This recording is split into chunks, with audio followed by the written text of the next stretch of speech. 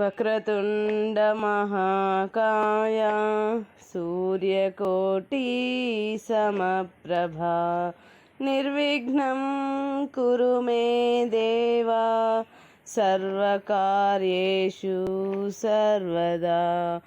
గురుబ్రహ్మా గురుర్విష్ణుః గురుర్దేవో మహేశ్వరః గురుః సాక్షాత్ పరబ్రహ్మ తస్మై శ్రీ గురవే నమః. ఓం ద్రాం దత్తాత్రేయాయ నమః. శ్రీ గురుదత్త జయ గురుదత్త. శ్రీ దత్త కథా సుధారణము. ఓం శ్రీ గురుదేవ దత్త. 31వ రోజు పారాయణం. ఏకాదశాధ్యాయము. సూత మహర్షి శౌనకాది మునులకు ఇట్లు చెప్పసాగెను. దీపకుడు చేతులు జోడించి గురువైన వేద ధర్మునకు నమస్కరించి, సద్గురు, ఇంతవరకు నేను అడిగిన ప్రశ్నలన్నింటికీ సమాధానం చెప్పుకుంటూ నాపై ప్రేమను వర్షింపచేస్తున్నారు. మమ్ములను ఉద్ధరించువారు వేరెవ్వరూ లేరు. మా సందేహములను మీ ముందు ఉంచి తీర్చుకొనగలుగుట నా అదృష్టము. గురుదేవా, మరి ఒక సందేహము తామే తీర్చాలి అని వినయంగా కోరాడు. గురువు చిరునవ్వులతో, నీవు అడిగినందుకే నీకు దత్త కథలను వినిపిస్తూ నేను కూడా సంతోషిస్తున్నాను. ఏమడిగెదవో అడుగుమనెను. దీపకుడిట్లు ప్రశ్నించెను.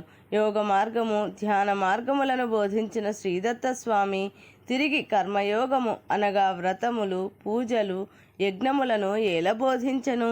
దీని వివరములు తెలుపకోరెదను అనెను. వేదధర్ముడిట్లు చెప్పెను.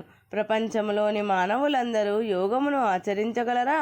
ధ్యాన విధానములో ఆత్మదర్శనము చేసుకొనగలరా? ముందు సన్మార్గము లభించాలి. ధర్మబద్ధమైన జీవితము పట్ల ఆసక్తి కలిగించుకోవాలి.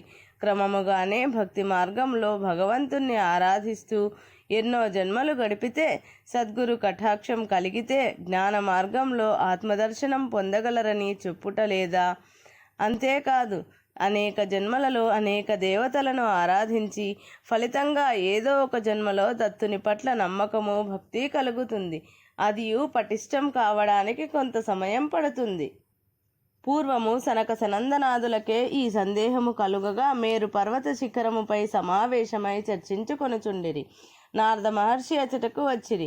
వారికి నమస్కరించి, దేవర్షి, దత్తుడు మానవులు ముక్తి పొందుటకు ఏదో ఒక మార్గమును బోధించక ఒక్కొక్క భక్తునికి ఒక్కొక్క మార్గమును బోధించెను గదా. దీనిని గురించి మేము తర్కించుకొనుచున్నాము. తమరు మా సందేహమును తీర్చగలరని కోరిరి. దత్తదేవుని బోధలందు ఎవరికి ఏది కావలెనో అది లభించును. సర్వదేవతా స్వరూపుడైన దత్తుడు సర్వ మార్గావలంబుడే కదా. సకల శక్తులు, సకల లోకాలు, సకల దేవతల యొక్క సమిష్టి రూపమే దత్తుడు. సకల జ్ఞాన, విజ్ఞాన, సుజ్ఞాన, భక్తి, కర్మ, వైదిక మార్గాలన్నిటికీ మూలం ఆయనే. కావున పూజలు, వ్రతములు కూడా ఆయన ఆరాధనలోని భాగములే సుమి. ఏకాదశి వ్రతము. గత జన్మములో చేసిన పాపములు జీవుని అభ్యున్నతికి అడ్డుపడుచుండును. అటువంటి పాపములు హరించవలెనన్నచో తప్పక వ్రతములు, పూజలు అవసరమే. అందు ఏకాదశి వ్రతము అన్నింటికన్నా ఉత్తమమైనది. అటువంటి ఏకాదశి వ్రతము గూర్చి అందరికీ తెలిసినను ఆచరించువారు తక్కువ. పాపరహితులగుటకును విష్ణువు యొక్క అనుగ్రహమును పొందుటయందును ప్రీతి గలవారు మాత్రమే ఈ వ్రతమును ఆచరించెదరు. ఇది అతి సులభము, ఆరోగ్యకరము. 4 వర్ణముల వారును ఈ వ్రతమును ఆచరించుటకు అర్హులే. ప్రతి నెల శుక్లపక్షము, కృష్ణపక్షముల యందు వచ్చు దశమి నాటి రాత్రి ఉపవాసము చేయవలెను. బ్రహ్మచర్యము పాటించవలెను. ఏకాదశి నాడు ఉపవాసము పూర్తిగా చేసి మరునాడు ద్వాదశి తిథి యందు విష్ణు ప్రీతి కొరకై పూజించిన పిదప అతిథులకు భిక్ష ఇచ్చినచో అత్యంత ఫలప్రదము కాగలదు. ద్వాదశి నాటి రాత్రి కూడా ఉపవసించి బ్రహ్మచర్యము పాటించుట చేత 4 పూటల ఉపవాస దీక్ష అత్యంత శుభఫలములను ప్రసాదించు. ఇటువంటి దీక్షతో ఏకాదశి వ్రతాచరణ చేయు వారికి బ్రహ్మహత్యాపాతకము కూడా నశించును. దీనికై విధి విధానము ఎట్టిదనిన దశమి నాటి ఉదయము నుండి శ్రీ మహావిష్ణువును మనసునందు ధ్యానించవలెను. ఏకాదశి నాడు స్వామిని పుష్పాదులతో పూజించవలెను. ఫలములు నివేదించవలెను. హరినామ సంకీర్తనతో, భాగవత పురాణము పఠనముతోనూ ఆ రోజు రాత్రి అంతయు జాగరణ చేయవలెను.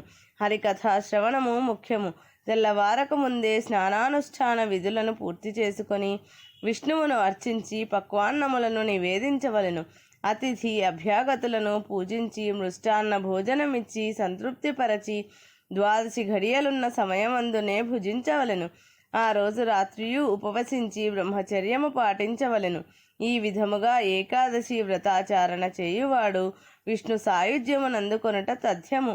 త్యాగము, సత్యపాలనము, ఇంద్రియ జయము కలిగి ఉండుటయే జాగరణమనిపించుకొనును. అనగా ఆ విషయములందు మెలకువ కలిగి వర్తించుటయని భావము. వాక్కును, మనసును, బుద్ధిని స్వేచ్ఛగా పోనీక అదుపునందుంచుకొనుట ముఖ్యమైనది. శాస్త్రములో చెప్పినట్లు కాక తమకు తోచినట్లు యజ్ఞములాచరించువారు నీతి బాహ్యులైన వారు వ్యభిచారులైన వారింట పొరపాటున భుజించినను మహాపాపము సంక్రమించును.